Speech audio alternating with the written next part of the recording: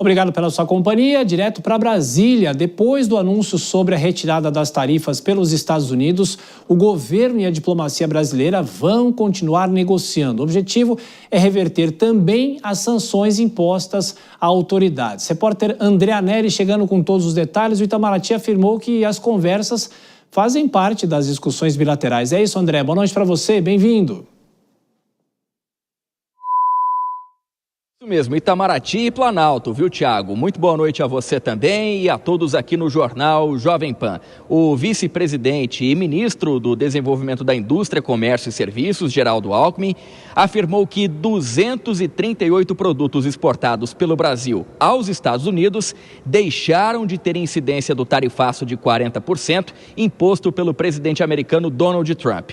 Segundo Alckmin, o número de produtos que deixaram de ter esse tarifaço representa um avanço de 14 pontos percentuais.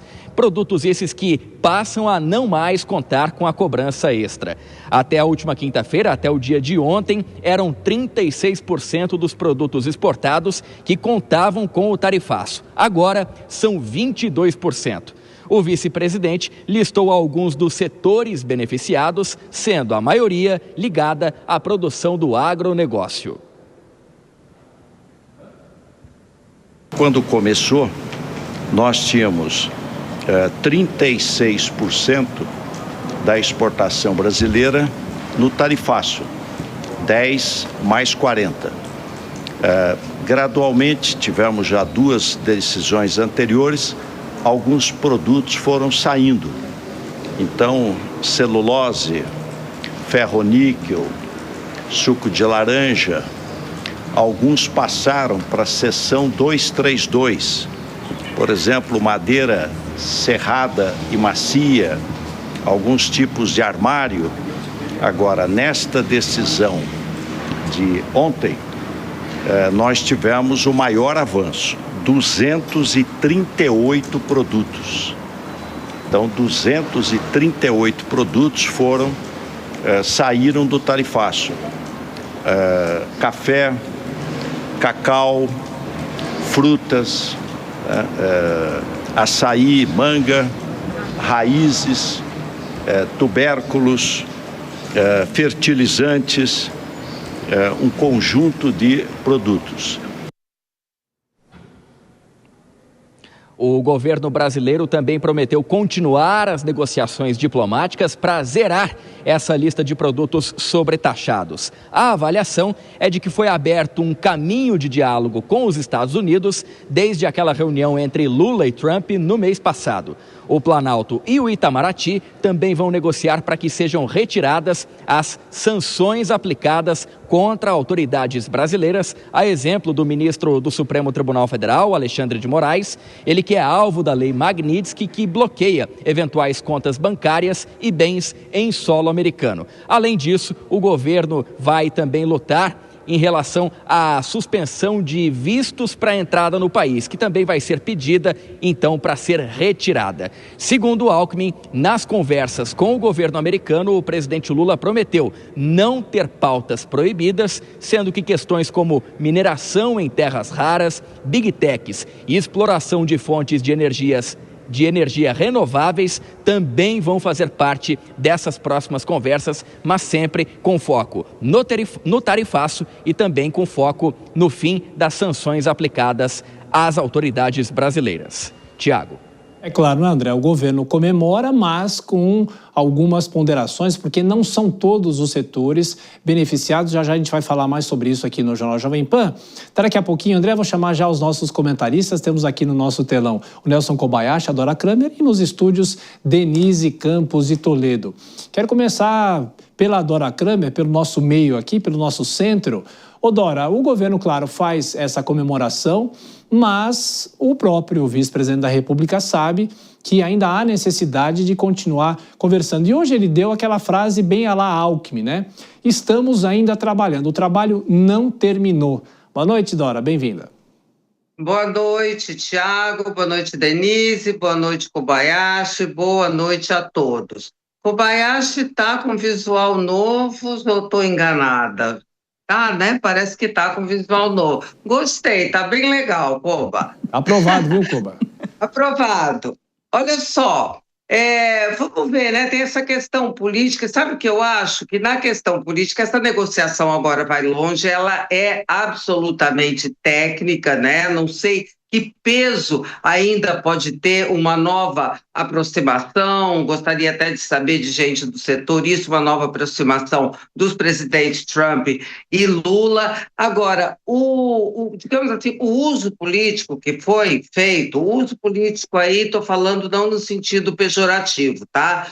O efeito político toda essa questão, que foi até agora favorável ao presidente Lula, e se imagina que pudesse ser favorável, já que há uma solução, embora uma solução ainda inicial, uma solução favorável, e realmente os adversários dele saíram de campo, porque não existe mais Eduardo Bolsonaro, ninguém mais tem importância nesse campo. Apesar disso, eu acho que o que se poderia, essa área, essa onda, o que poderia render de benefício político, eu acho que já rendeu. Daí não sai mais. Eu acho que a coisa agora entrou num caminho absolutamente técnico, naquele caminho econômico, até porque quando entra a questão da segurança, e a questão da segurança não vai sair de pauta, a questão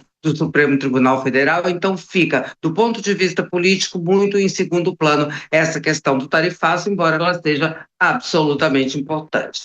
E daqui a pouco você vai falar sobre os impactos do tarifaço no mercado, mas eu queria te perguntar sobre esse dado que o vice-presidente deu. 22% das exportações ainda seguem com tarifas de 40%. É muita coisa ainda, né? Boa noite, bem-vinda. Boa noite a todos, boa noite a você que nos acompanha. Exatamente, ainda é um percentual bastante elevado, não se nós considerarmos aí a macroeconomia, mas você pegando setorialmente, são vários segmentos que continuam pagando a tarifa de 40% mais elevada. Você pega do mel, que nós tivemos problemas logo no início, quando foi anunciada a tarifa maior, pescados também continua, madeiras, calçados, máquinas, são setores da economia brasileira que inclusive tem a produção muito focada nas necessidades, nas exigências do mercado americano. Então, é importante que se avance nesse campo econômico também, nas negociações. É claro que o governo já colocou em pauta outras questões políticas também, a aplicação de penalidades contra o ministro Supremo, tem a questão do ministro Alexandre Padilha também da saúde, por uma questão mais antiga.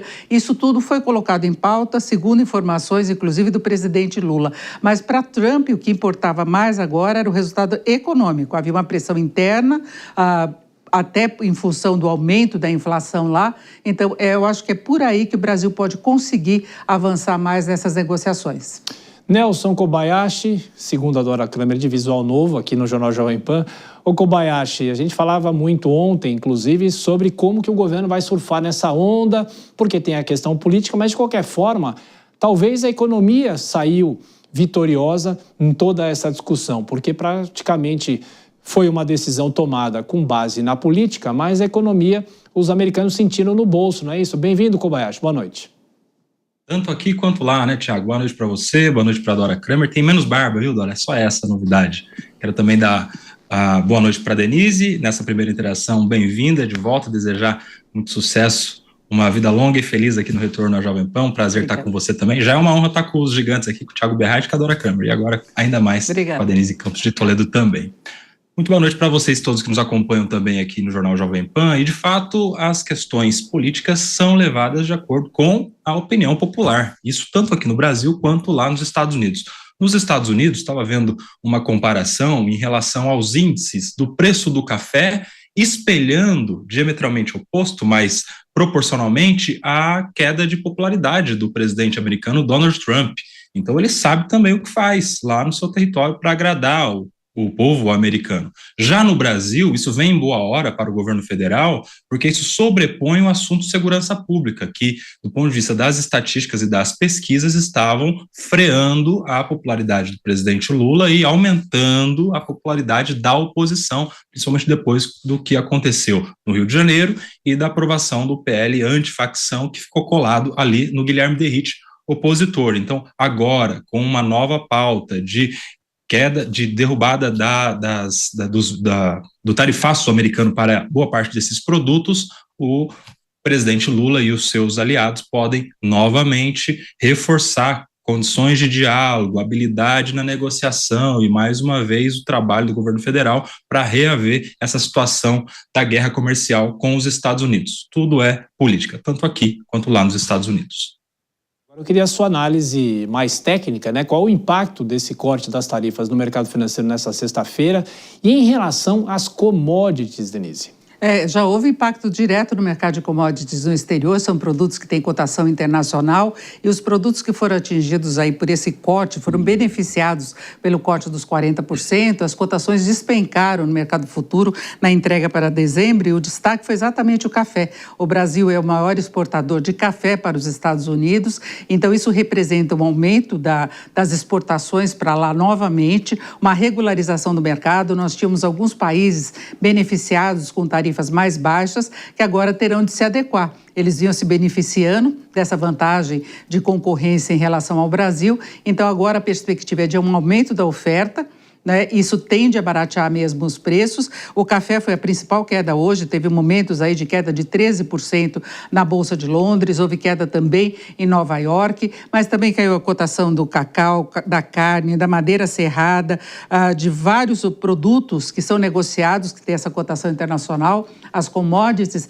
em função dessa perspectiva de uma oferta maior, de uma normalização das relações comerciais entre Brasil e Estados Unidos, com consequências na relação aí entre os concorrentes, entre os vários fornecedores. Agora, em relação ao mercado brasileiro aqui, embora haja essa perspectiva melhor de um fluxo comercial fortalecido pelo aumento das relações entre Brasil e Estados Unidos, o que pesou mais hoje foram os dados que saíram ontem da economia dos Estados Unidos, especialmente o payroll, o dado do mercado de trabalho, que mostrou aumento do desemprego, mas uma geração de vagas muito superior à que era prevista pelo mercado financeiro. Ontem foi feriado aqui, não deu para o mercado repercutir, então a repercussão maior veio hoje. Nós tivemos uma pressão muito forte, especialmente no câmbio, alta de mais de 1% no fechamento, cotação de venda do dólar comercial na faixa dos 5,40. A Bolsa de Valores passou quase o dia todo com queda na faixa de 1%. No fechamento, a queda foi em torno de